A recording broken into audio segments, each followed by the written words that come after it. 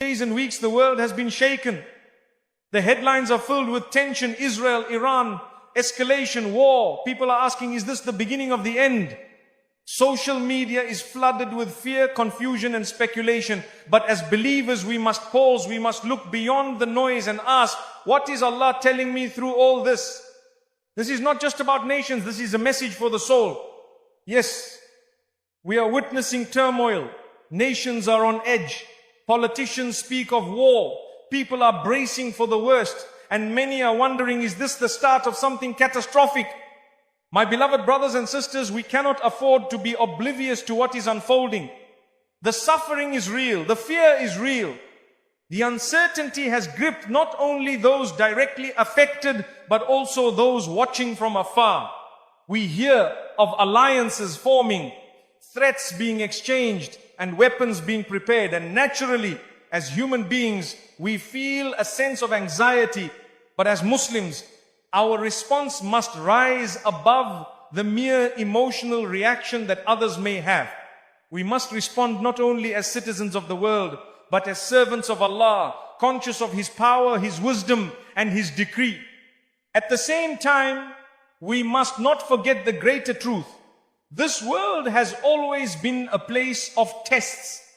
From the time of Adam, peace be upon him, mankind has been tested with power, with weakness, with unity, and with division. There have always been pharaohs and tyrants. There have always been oppressors and those who resist oppression. Conflict is not new. What changes is how we understand it and what we take away from it. Allah reminds us in the Quran that trials are not always isolated to the wrongdoers. When evil spreads unchecked, when injustice becomes normalized, and when truth is abandoned, the consequences can affect entire societies, even those who may consider themselves innocent or uninvolved. Allah says, and fear a trial which will not strike those who have wronged among you exclusively, and know that Allah is severe in punishment. Surah Al-Anfal 8:25. This verse is a wake-up call. It teaches us that silence in the face of injustice, complacency when others are suffering, and disconnection from divine guidance can lead to collective consequences.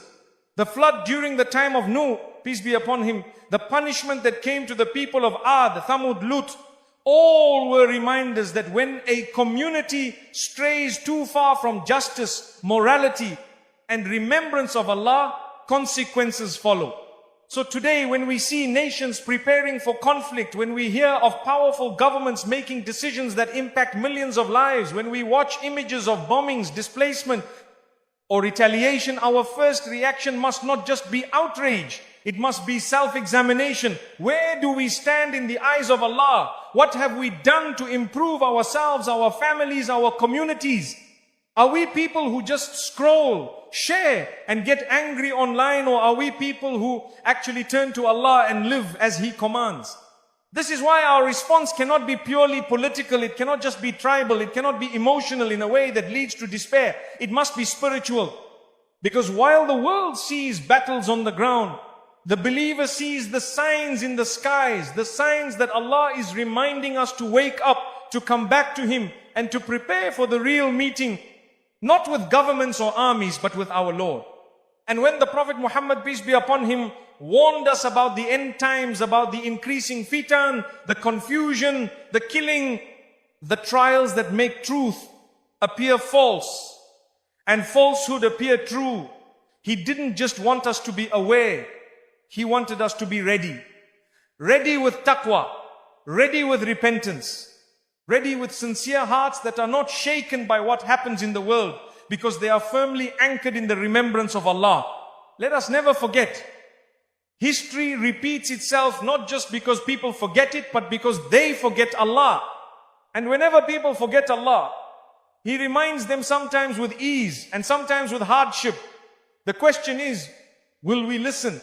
We must understand, my brothers and sisters, that what we are witnessing today is not just a clash between nations or a competition for dominance. It is a reflection of a world that has distanced itself from its creator. When morality becomes subjective, when human life becomes disposable, when lies are normalized and truth is mocked, we should not be surprised that the earth itself begins to shake under our feet. Allah does not change the condition of a people until they change what is within themselves. And sometimes that change begins with a shock. A moment in history that exposes the false sense of control we thought we had. A war, a collapse, a crisis not just to harm us but to wake us. The truth is, many of us have grown comfortable in a world that is built on instability. We have placed our trust in leaders who do not fear Allah, in systems that have no regard for divine justice, in economies built on injustice, and in information that often deceives more than it informs. And now, as that world begins to crack, we are being forced to confront a deeper reality, a spiritual one. This is not the time to argue about geopolitics without acknowledging the state of our own souls. This is not the time to debate historical grievances without understanding the divine purpose of trials. This is not the time to fear worldly consequences while ignoring the reality of the day of judgment. The Prophet Muhammad, peace be upon him, told us that there will come a time when holding on to Islam will be like holding on to a burning coal. That time is not in the distant future for many. It has already arrived. And yet, in this very challenge lies the opportunity for elevation. Allah has chosen you and me to witness this time, to live through it not as passive bystanders, but as people of faith, as people of action, as people who carry a message of truth in a world that is desperate for meaning. So, before we speak of the external chaos, let us reflect on the internal one. Before we look outward and criticize, let us look inward and correct. Before we raise our voices in protest, let us lower our heads in prayer. Because no army, no government, no strategy, no trending hashtag will ever replace what is missing if we are disconnected from Allah. And if we truly believe that Allah is in control, not just in theory, but in practice, then our first response to this unfolding crisis must be a return to Him. A sincere, humble, and urgent return. These are not normal times. These are not moments to waste. These are moments in which destinies are written, not just of nations, but of individuals. The decisions we make today, the stances we take, the sincerity with which we respond, all of it will be weighed on the day when no title, tribe, or government will matter. Only your deeds, only your faith, only your submission to Allah. So take this moment seriously. Ask yourself, if I were to die today, in the midst of this global storm, would I be ready to meet Allah? If my children inherit this world tomorrow, what legacy of faith am I leaving behind? If chaos continues to unfold, will I be among those who stand firm with the truth or among those who were distracted by the noise? This is what's really happening. Not just war, not just politics, not just history in motion. This is a divine reminder, a chance for awakening, a call to realign our lives, to purify our hearts, and to come back to the one who never leaves us even when we've forgotten Him. So rise above the surface, see with the eyes of your soul, and ask not only what's happening in the world, but what's happening to you. Because if a person witnesses bloodshed, oppression, and widespread injustice, yet it does not lead them to examine their own accountability before Allah, then they have missed the most urgent message of all. These aren't just headlines, they are signs. Signs that the hour is drawing closer. Signs that hearts are becoming hardened. Signs that humanity, with all its advancements, still cannot find peace because it has strayed from the one who grants it. My brothers and sisters, if we are not moved now, then when? If we are not shaken by the cries of orphans and the destruction of homes, not just physically, but morally, spiritually, and emotionally, then what will it take? Will we wait until the crisis reaches our own doorsteps? Will we wait until our own freedoms are tested? Our own communities fall into confusion? Our own children ask questions we are not prepared to answer? This is not just about being informed. It is about being transformed. Because Allah allows these moments in history not only as a test for those directly affected, but as a test for those watching. He watches how we react. Do we rush to judgment or fall into despair? Do we respond with ego and nationalism, or with humility and humanity? Do we let our faith grow stronger, or do we allow fear to dominate our thinking and our behavior? Allah tells us in the Quran, do the people think that they will be left to say we believe and they will not be tested? Surah Al-Ankabut 29:2.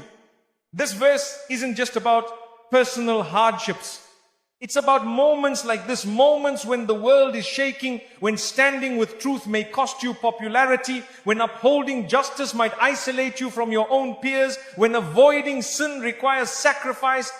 These are your tests. These are the tests of belief in the 21st century. And they are not small. So let us not treat this as just another news cycle to be consumed, discussed, and forgotten. Let it be the moment we re-evaluate our lives. Let it be the moment we correct our intentions, renew our relationship with Allah, and commit to a path that aligns with His pleasure, not with the trends of the world. Let it be the moment we realize that while the world is in chaos, our hearts don't have to be. Because the believer does not fear the future, we fear losing our connection to the one who controls it. And when the world offers you confusion, let the Quran bring clarity. When people around you are uncertain, be someone who is grounded in certainty, the kind that only comes from knowing Allah, loving the Prophet, peace be upon him, and recognizing your purpose on this earth. This is the mindset we need before we engage in any conversation about Iran, Israel, war, geopolitics, or world affairs. Without this mindset, we are just reacting to the surface. But with it, we become people of depth, people who see the signs, reflect sincerely, and respond in a way that brings light instead of more darkness. And so, as we continue this message, I ask you not just to listen with your ears, but with your heart. Let every reminder you hear be a mirror, not for someone else, for you. Because change doesn't begin with nations, it begins with hearts. Change doesn't begin with nations, it begins with hearts. Because while the world is watching missiles, Allah is watching souls. While nations count casualties, Allah counts intentions. While people prepare for war, the believer prepares for the grave, because we know that no one escapes death and no one escapes accountability. Every moment we live is a moment closer to standing alone in front of our Creator. And that reality is more certain than any political outcome or military escalation. So ask yourself, am I truly ready for that meeting? Let me remind you, my dear brothers and sisters, that the goal of these reminders is not to paralyze you with fear, but to free you from false illusions. Because too many of us are still chasing a version of life that was never promised. A peaceful world without tests, a future full of guarantees, a comfortable life without sacrifice. But this world is not Jannah. This world is the bridge. This world is the trial. This world is the battlefield of the soul. And if that's true, then we must begin to view these global events not as interruptions to life, but as part of life itself, part of the journey Allah has laid before us. Part of what it means to live as a believer in times of fitna. The Prophet, peace be upon him, said, hasten to do good deeds before you are overtaken by trials which will be like pieces of a dark night. When a man will wake up a believer and go to sleep as a disbeliever, or go to sleep a believer and wake up as a disbeliever.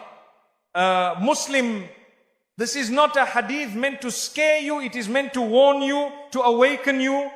The speed at which the world changes, the instability of modern life, the moral confusion of our time, all of it is preparing the stage for such trials. And if our hearts are not firmly grounded in the Quran and Sunnah, we will be swept away.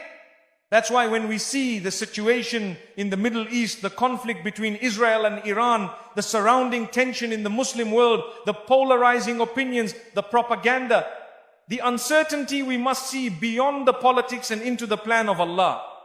This does not mean we turn a blind eye to oppression. No. Islam commands us to stand for justice, but we stand with wisdom, with perspective, with knowledge that goes beyond the